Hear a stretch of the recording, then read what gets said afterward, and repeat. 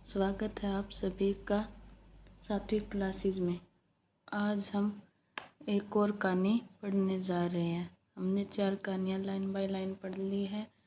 आज हम एक और कहानी पढ़ने जा रहे हैं। कहानी पसंद आए तो लाइक शेयर और सब्सक्राइब करना, और पीडीएफ चाहिए तो कमेंट कर देना, आपको पीडीएफ मिल जाएगी। आपको यहाँ पे पीडीएफ दी जाएगी। तो हम आज की क्लास माँ सरस्वती का नाम लेकर शुरू करते हैं एक छोटे से मोटिवेशन कोट के साथ। ये हार एक विराम है, ये हार एक विराम है, जीवन महासंग्राम है। हार एक विराम हो सकता है, लेकिन आपको रुकना नहीं है, क्योंकि जीवन पूरा एक संग्राम है। तिल तिल मिटूंगी, पर दया की भीख मैं लूँगी नहीं, और वरदान किसी से मैं मांगूंगी नहीं।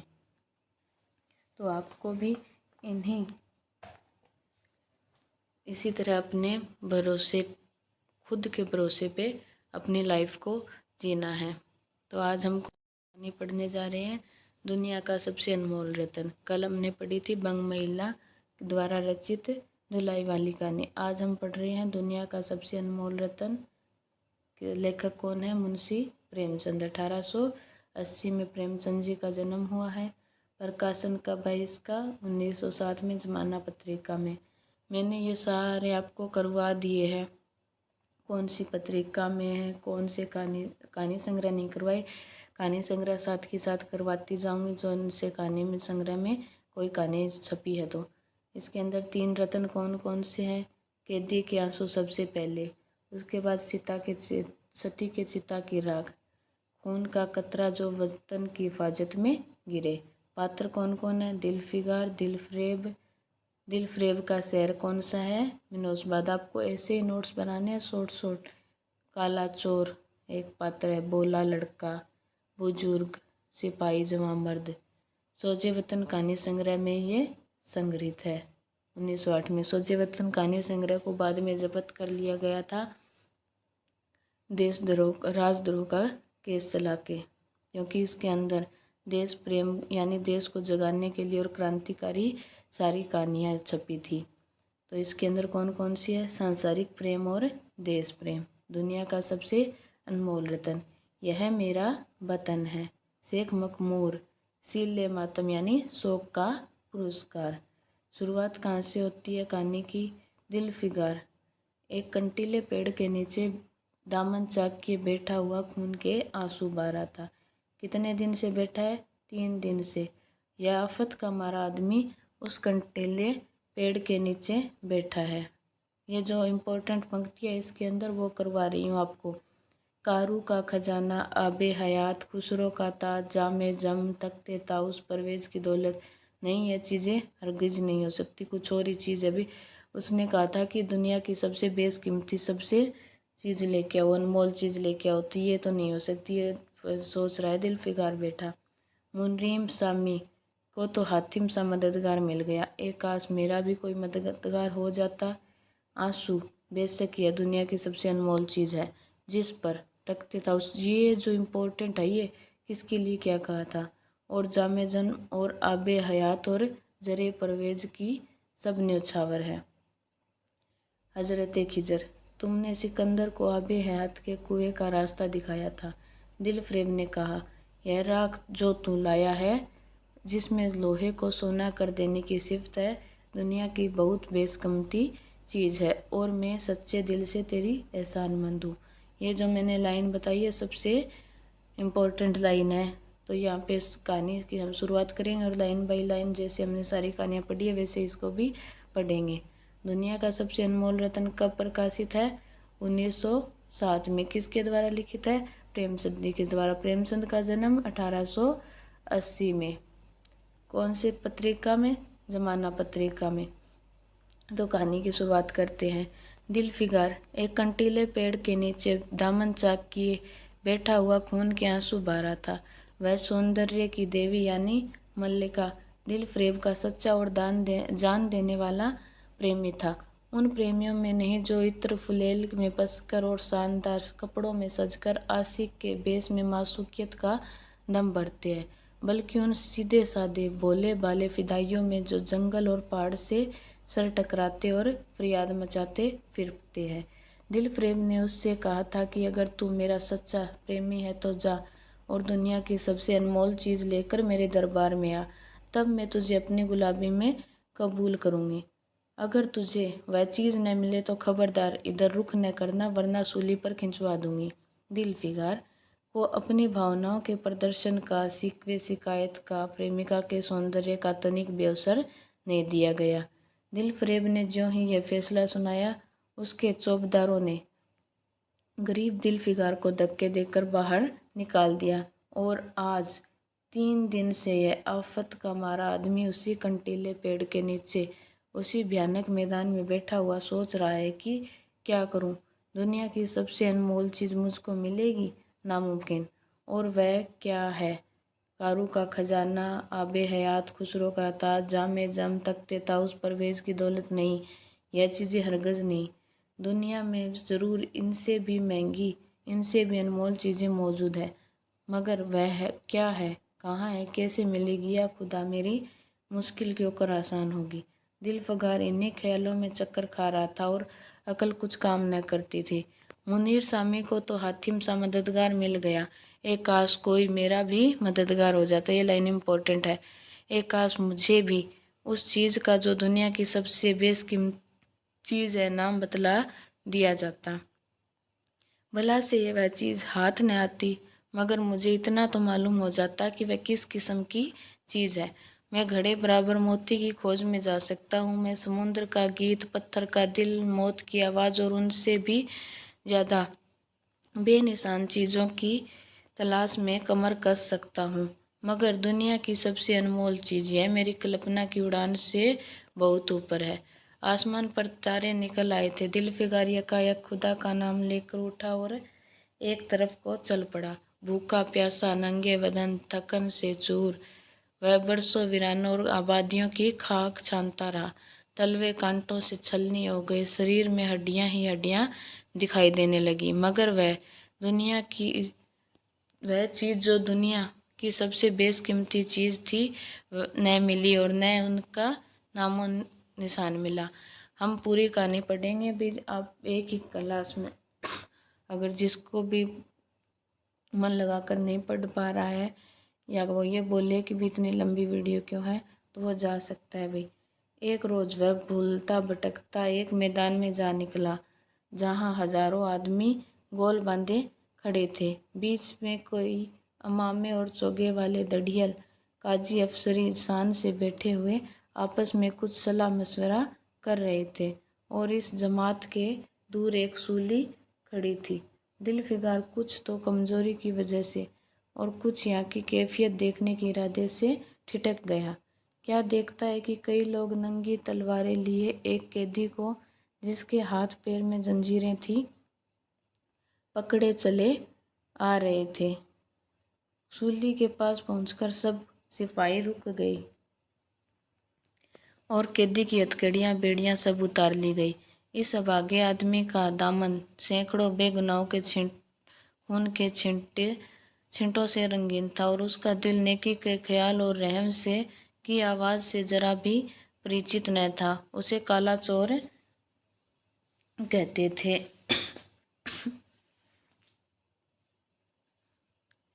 सिपाहियों ने उसे सूली के तख्ते पर खड़ा किया और मौत की फांसी उसकी गर्दन में डाल दी, और जल्लादों ने तख्ता खींचने का इरादा किया कि वह भागा मुजरिम चीख कर बोला, खुदा के वास्ते मुझे एक पल के लिए फांसी से उतार दो, ताकि अपने दिल की आखिरी आरज़ू निकाल लूँ। ये किसने कहा था?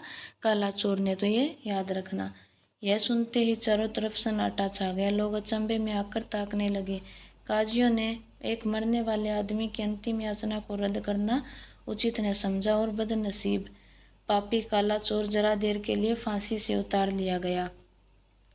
इसी भीड़ में एक खूबसूरत भोला भाला लड़का एक छड़ी पर सवार होकर अपने पैरों से उछल उछल फर्जी घोड़ा दौड़ा रहा था। जैसे हम बचपन में दौड़ाते थे, एक लाठी को भी टांगों में लेकर उससे चल मेरे घोड़े, वैसे वाला फर्जी घोड़ा दौड़ा रहा था। और अपनी सादगी की दुनिया में ऐसा मगन था कि जैसे वह इस वक्त सचमुच किसी अरबी घोड़े का सहसवार है। उसका चेहरा उस सच्ची खुशी से कमल की तरह खिला हुआ था जो चंद दिनों में के लिए बचपन ही में हासिल होती है और जिसकी याद हमको मरते दम तक नहीं भूलती। उसका दिल अभी तक पाप की गर्द और धूल से अछूता था और मासूमियत उसे अपनी गोद में खिला रही थी। बदनसीब काला चोर फांसी से उतरा, हजारों आंखें उस पर गड़ी हुई थी। वह उस लड़के के पास आया और उसे गोद में उठाकर प्यार करने लगा। उसे इस वक्त वह जमाना याद आया। ये इम्पोर्टेंट है भाई, जब वह खुद ऐसा ही भोला भाला था। ये कौन कहता है? काला चोर कहता है। ऐसा ही खुश व खुर्रम और दुनिया की गंदगियों से ऐसा ही पाक साफ था। माँ गोदियों में खिलाती थी, बाप बुलाए लेता था और सारा कुनबा जान न्यौछावर करता था। काले चोर के दिल पर इस वक्त बीते हुए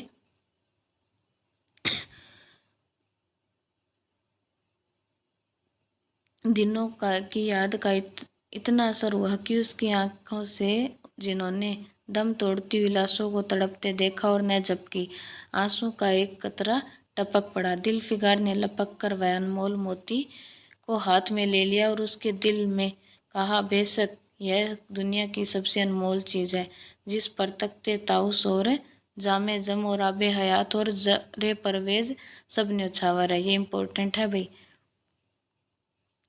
इस ख्याल से खुश होता कामयाबी की उम्मीद में सरमस्त दिल फिगार अपनी मासूका दिल फरेब के शहर मिनोसबाद, क्या शहर था? मिनोसबाद को चला।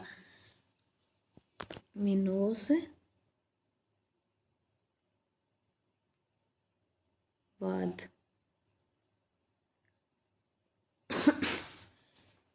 मगर ज्यों ज्यों मंजिलें तय होती जाती उसका दिल बैठ जाता कि कहीं उस चीज़ की जिसे मैं दुनिया की सबसे बेशकीमती चीज़ समझता हूँ, दिल फरेब की आंखों में कदर न हुई तो मैं फांसी पर चढ़ा दिया जाऊंगा और इस दुनिया से नामुराद मारा जाऊंगा। लेकिन जो हो सो हो, अब तो किस्मत आजमाई है। आखिरकार पहाड़ और दरिया तय करते शहर मिनोसबाद में आ पहुंचा और दिल फरेब की डोडी पर जाकर विनती की कि थकान से टूटा हुआ दिल फिगार खुदा के फजल से हुक्म की तामील करके आया और आपके कदम चूमना चाहता है। दिल फरेब ने फौरन अपने सामने बुला भेजा और एक सुनहरे पर्दे की ओर से फरमाइश की कि वह अनमोल चीज़ पेश करो। दिल फिगार ने आशा और भय की एक विचित्र मनस्थिति में वह बूंद पेश की, क्योंकि आशा भय इसलिए लग रहा था कि अगर इसे पसंद नहीं आया तो मैं मार दिया जाऊंगा, और उसकी सारी कैफियत बहुत पुरअसर लफ्जों में बयान की। दिल फरेब ने पूरी कहानी बहुत गौर से सुनी और वह भेंट हाथ में लेकर जरा देर तक गौर करने के बाद बोली, बेशक तूने दुनिया की एक बेशकीमती चीज़ ढूंढ निकाली, तेरी हिम्मत और तेरी सूझबूझ की दाद देती हूँ, मगर यह दुनिया की सबसे बेशकीमती चीज़ नहीं है। इसलिए तू जा, यहाँ से जा और फिर कोशिश की, शायद अब की तेरे हाथ वह मोती लगे और तेरी किस्मत में मेरी गुलामी लिखी हो। जैसा कि मैंने पहले ही बतला दिया था कि मैं तुझे फांसी पर चढ़वा सकती हूँ, मगर मैं तेरी जान बख्शी करती हूँ इसलिए कि तुझ में वो गुण है जो मैं अपने प्रेमी में देखना चाहती हूँ, और मुझे यकीन है कि तू ज़रूर कभी न कभी कामयाब होगा। नाकाम और नामुराद दिल फिगार इस मासूकाना इनायत से जरा दिलेर होकर बोला, ए दिल की रानी, बड़ी मुद्दत यानी बड़े समय के बाद तेरी ड्योडी पर सजदा करना नसीब होता है। फिर खुदा जाने कैसे दिन कब आएंगे। क्या तू अपने जान देने वाले आशिक के बुरे हाल पर तरस न खाएगी, और क्या अपने रूप की एक झलक दिखाकर इस जलते हुए दिल फिगार को आने वाली शक्तियों के झेलने की ताकत न देगी। तेरी एक मस्त निगाह के नशे में चूर होकर मैं वह कर सकता हूँ जो आज तक किसी से न बन पड़ा हो। दिल फरेब आशिक की वह चाव भरी बातें सुनकर गुस्सा हो गई और हुक्म दिया कि इस दीवाने को खड़े खड़े दरबार से निकाल दो। चौबदार ने फौरन गरीब दिलफिगार को धक्के देकर यार के कूचे से बाहर निकाल दिया।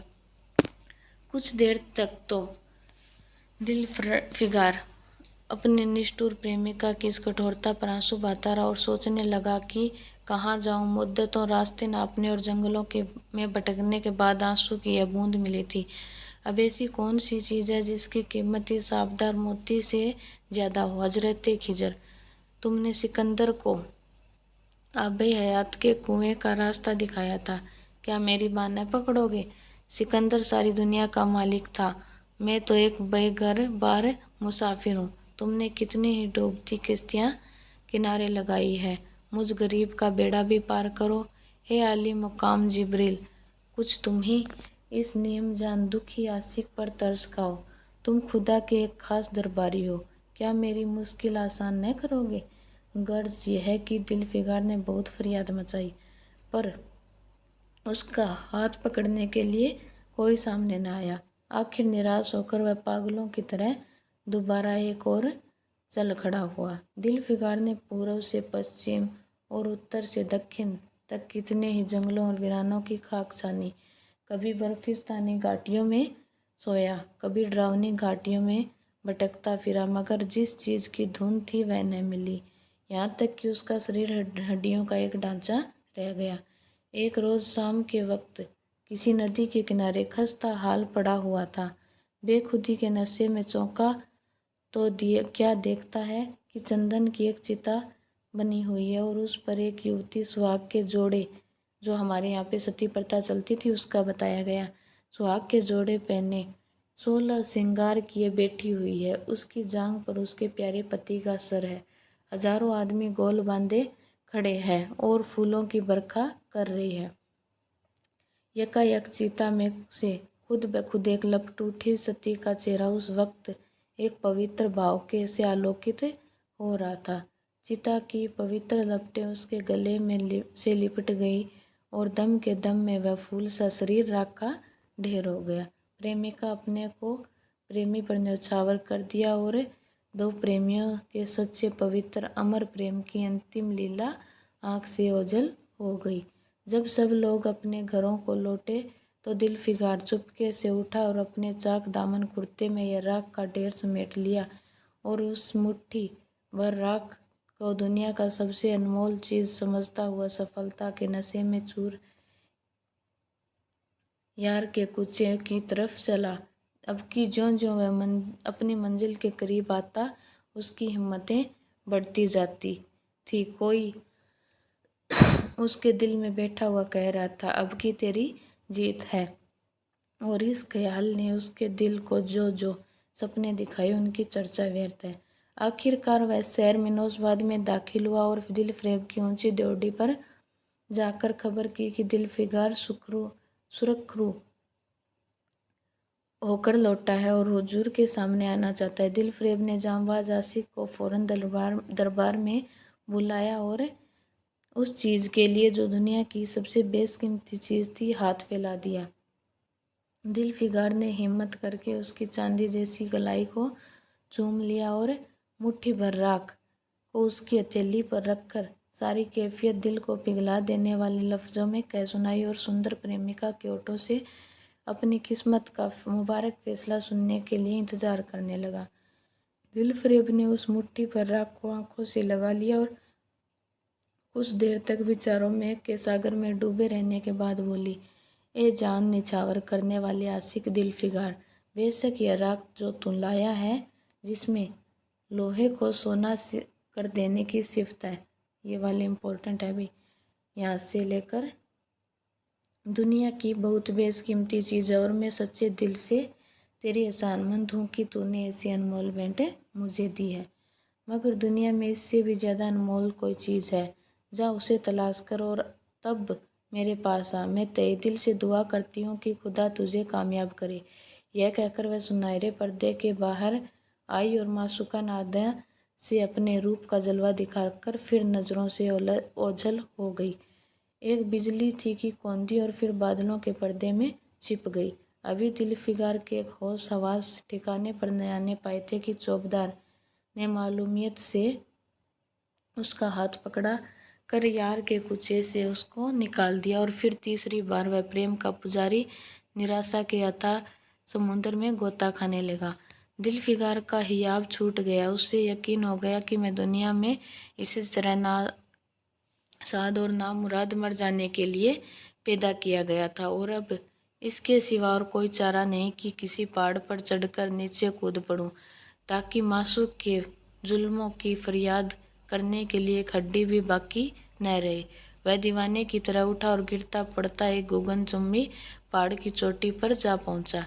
किसी और समय वह उनसे पहाड़ पर चढ़ने का साहस न कर सकता था, मगर इस वक्त जान देने के जोश में उसे वह पहाड़ एक मामूली टेकरी से ज़्यादा ऊंचा न आया। यानी मुसीबत जब हमारे दिमाग खराब होता है तो हमें कोई भी काम करना होता है, यानी हमें कोई गलत स्टेप उठाना होता है, तो उसके लिए हम फटाफट वो काम कर देते हैं। ये बोल रहा है। करीब था कि वह नीचे कूद पड़े कि हरे कपड़े पहने हुए और हरा मामा बांधे एक बुजुर्ग एक हाथ में, ये इम्पोर्टेंट, हरे कपड़े पहने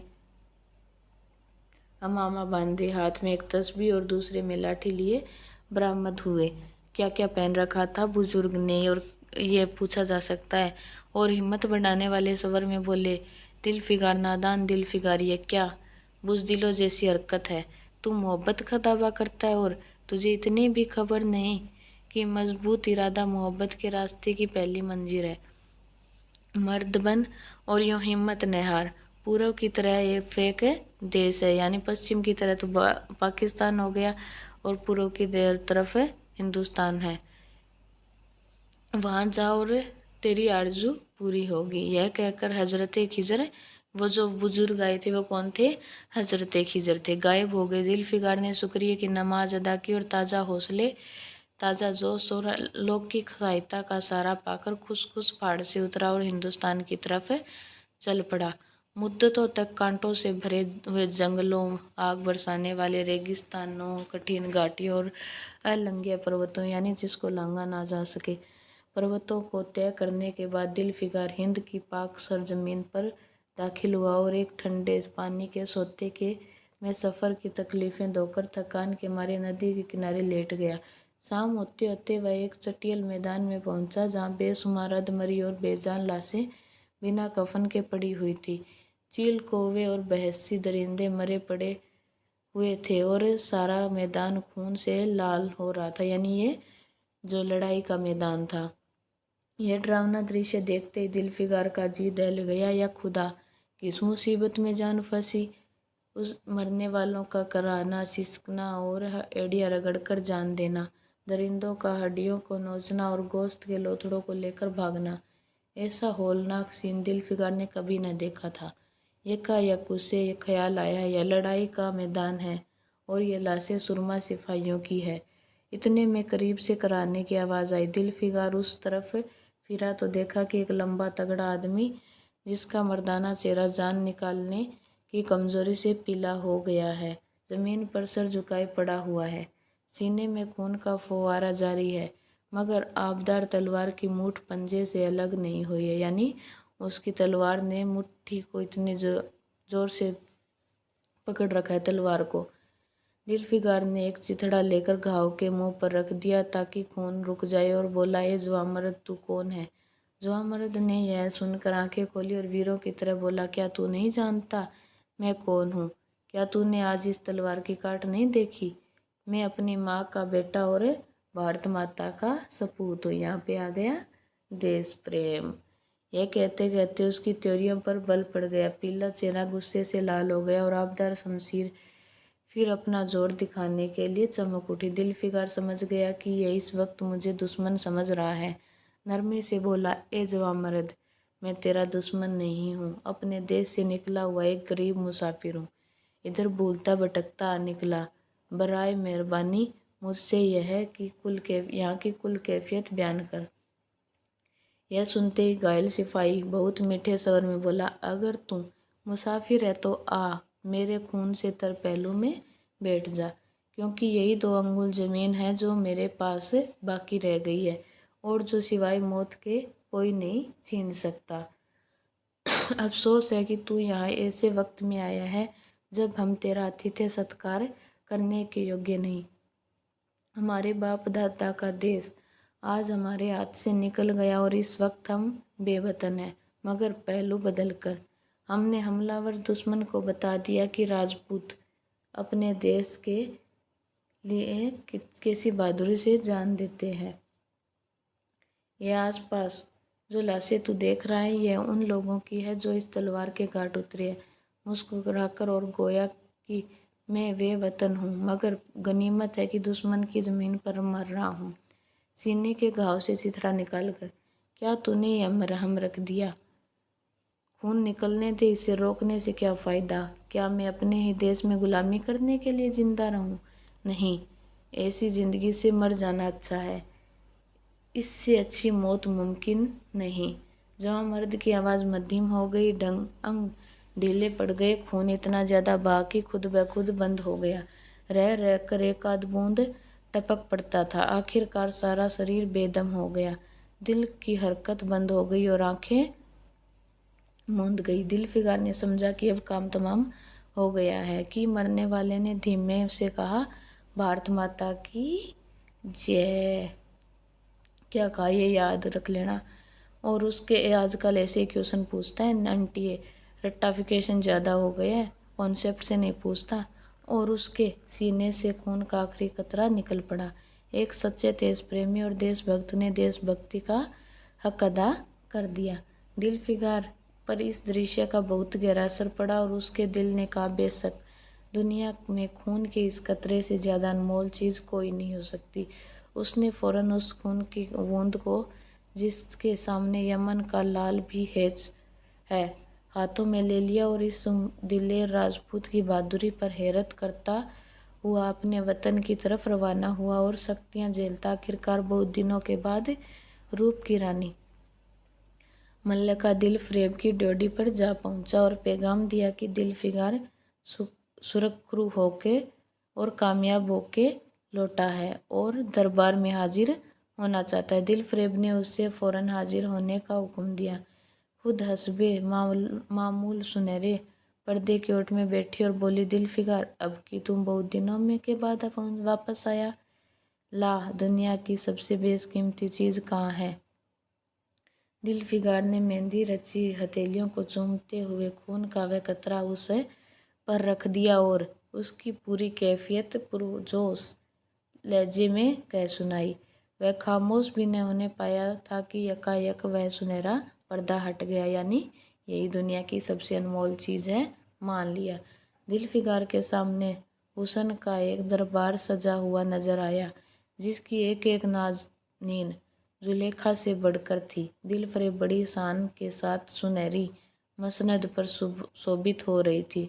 दिलफिगार हुस्न का यह तिलस्म देखकर अचंभे में पड़ गया और चित्रलिखित सा खड़ा रहा कि दिलफ्रेब मसनद से उठी और कई कदम आगे बढ़कर उससे लिपट गई। गाने वालियों ने खुशी के गाने शुरू किए। दरबारियों ने दिलफिगार को नजरें भेंट की और चांद सूरजों को बड़ी इज्जत के साथ मसनद पर बैठा दिया। जब वह लुभावना गीत बंद हुआ तो दिलफ्रेब खड़ी हो गई और हाथ जोड़कर दिलफिगार से बोली, ए जानिसार आशिक दिलफिगार, मेरी दुआएं बराए और खुदा ने मेरी सुन ली और तुझे कामयाब व सुरखरू कर दिया। आज से मैं तू मेरा मालिक और मैं तेरी लौंडी। यह कहकर उसने एक रत्न जड़ित मंजूषा कौन सी है यह पूछा जा सकता है मंगाई और उसमें से एक तख्ती निकाली, जिस पर सुनहरे अक्षरों में लिखा था, खून का वह आखिरी कतरा जो वतन की हिफाजत में गिरे, दुनिया की सबसे अनमोल चीज़ है।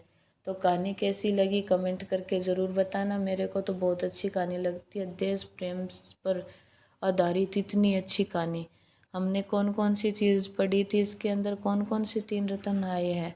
सबसे पहले कैदी के आंसू की बात हुई है, उसके बाद सती की राख की बात हुई है और उसके बाद खून का आखिरी कतरा जो देश के लिए गिरे वो दुनिया की सबसे अनमोल चीज़ मान ली गई थी।